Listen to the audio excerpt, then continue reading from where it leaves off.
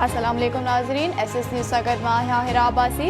सभ खां पहिरियां हलूं था हेडलाइंस जी तरफ़। फैक्ट एंड फाइंडिंग कमेटी मच्छर कॉलोनी वाक़े ते तफ़सीली रिपोर्ट जारी करे छॾी।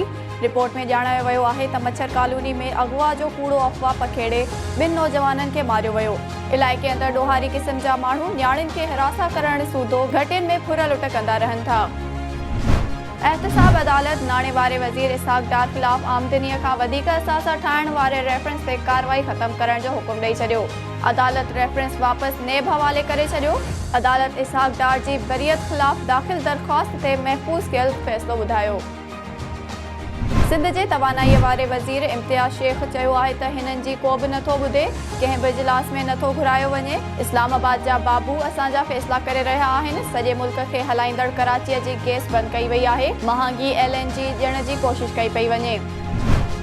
मेहर भरिसां ॿोरी जो पाणी नेकाल न थियणु, राशन न मिलण ऐं सर्वे में पंहिंजा नवाज़ी ख़िलाफ़ सवे ॿोध मुतासिरनि जो औरतुनि ऐं ॿारनि समेत हथनि में डंडा खणी एहतिजाज। इंडस हाईवे ते टायरनि खे बाहियूं ॾेई रोड ब्लॉक कयो वियो।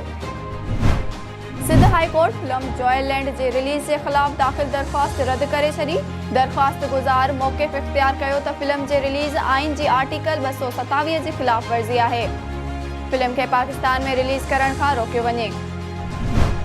नाज़रीन, ही हुयूं हिन वक़्त जूं हेडलाइंस। वधीक तफ़सीली ख़बरूं ॾिसंदा असांजे YouTube चैनल ते। असांजे YouTube चैनल खे लाइक ऐं सब्सक्राइब करणु न विसारींदा।